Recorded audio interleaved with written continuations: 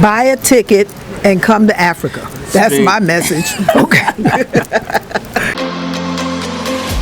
Come follow me to a secret place where only the moon. I wanted to know, Ima, you've been here for how long?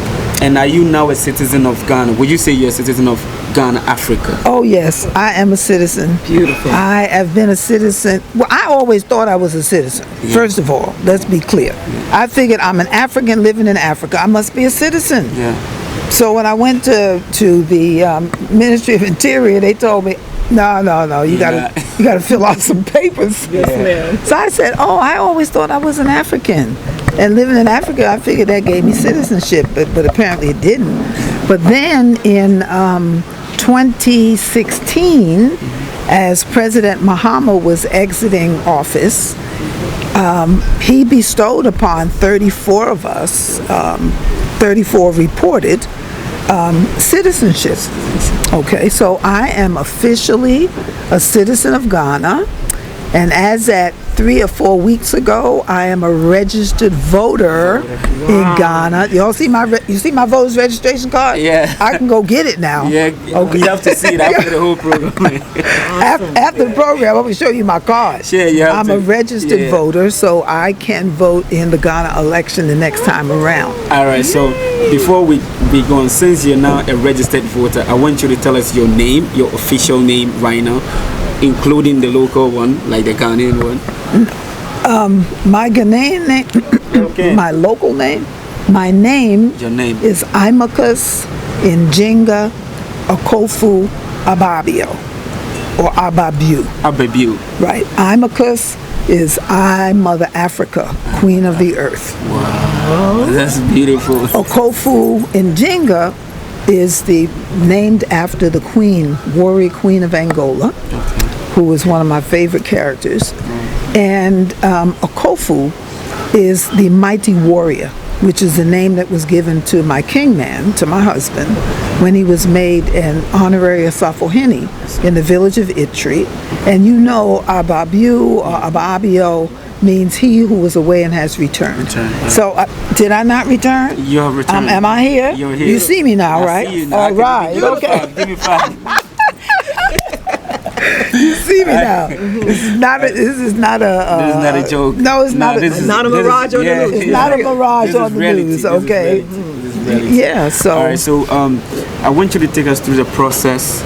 Well, before you get there, because people want to know if they should come to Ghana right now and they want to be citizens. Well, they need to go to some process. Well, let me say it doesn't quite work that way. Okay. Now, our first citizenships that came. Can I just? Y'all are leaving already? No, they're going to drop the bags in the room.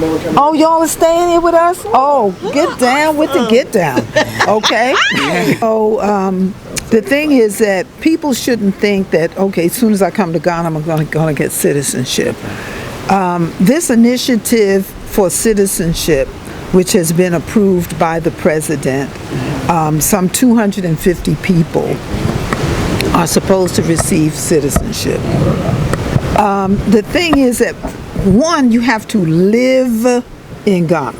You just can't show up at the door and say, okay, I'm here, give me citizenship. Okay. You have to live in Ghana. You have to live in Ghana, number one. Number two, I can only go by what the law states in terms of how do you get Ghanaian citizenship. According to the law, you have to live in Ghana for 7 years. It used to be 10 years, but you have to live in Ghana for 7 years, and then you can apply for citizenship. Now, I believe that it's after 5 years, if you're married to a Ghanaian, then you can naturalize. Now, something may happen in between those 5 or 7 years, like has happened this time with our current president and previously with President Mahama. Okay, so that is the law, and I go according to the law. That I can quote. Okay. Now, I can't say, I was part of the team. I belong to an organization called BADA, which is Bureau of African Diaspora and Affairs.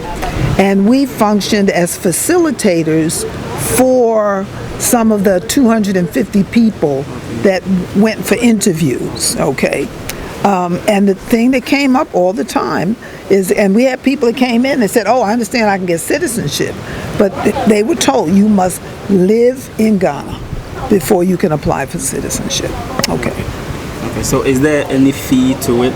Yeah. During the time? If you are applying for citizenship, generally you have to get an application form.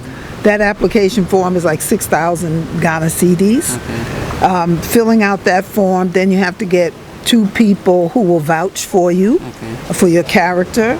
You have to demonstrate that you're able to financially take care of yourself. They also require that you speak one of the local languages. I mean, you got 34 to choose from now, okay? I chose English. You chose English. Well, English is the official language of Ghana, right? But I was thinking it should be a local language. Well, ain't English local? Everybody speaks it, right? Yeah. No, but I know, I'll just pull your leg. Yeah, but yeah, Tree, Fanti, Eve, Ga. Yeah. If you learn to speak Tree, Tree can be heard by other cultural groups. Okay, Ga's hear Tree, Eve's hear Tree, Fanti's hear Tree. So the Ashanti's hear Tree, the Akans. So Tree would be the best thing to learn. Okay. So And then Tree? Oh, baby. Yeah,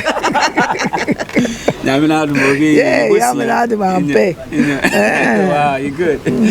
All right, yeah, you're So I try. Oh, I try, pa. I try, pa. So it's okay. It's okay.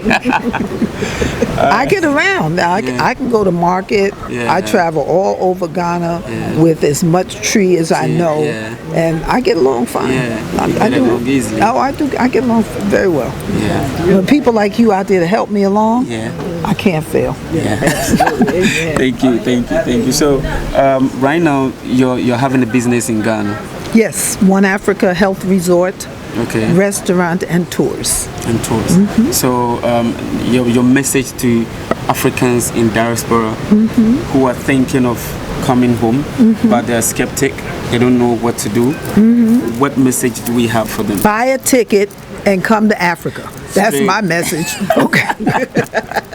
Get a ticket and come to Africa. But let me say this, and even in our coming to Africa, one of the things that happens that we already have all these negative connotations about what Africa's all about. You go to the health department, they give you a list as long as your arm of all the medications you have to take, injections that you need, and all the rest of that. You really, really do not need all of that. That's right. The government of Ghana requires that you have a yellow fever shot. All those other injections are recommendations of the foreign government. Okay. America says you need to have all of this. Now, I've been here more than 30 years. The only thing I ever took, and that was one time, was a yellow fever shot. And I'm still here. And I've had malaria. Taking malaria pills does not guarantee that you won't get malaria, but it helps. So I've had malaria a number of times, and I'm still here. Malaria is like a bad case of the flu, a bad cold.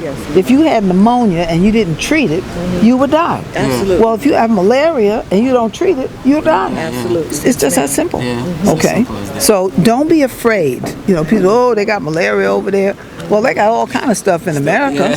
Okay. They got stuff unknown. That's right. Okay. So the thing is that don't be afraid to come home. Get yourself a ticket. You may not want to live here, but at least come and see what it's about. Come and set your foot on the soil of your mother. You will be blessed. I mean, look at this sister over here. Now, she came here 15 years ago. Right. And when she got here 15 years ago, I wasn't here. I was someplace. I don't know where I was. I was traveling around promoting my book and telling people that they should come to Africa. Yes. Then she came back. Now, 9 years ago, she was here. And now she's back again. That's right. And she now lives here. Absolutely. She listened to what I said. Yeah. I said, come home. Yeah. And she's an obedient servant.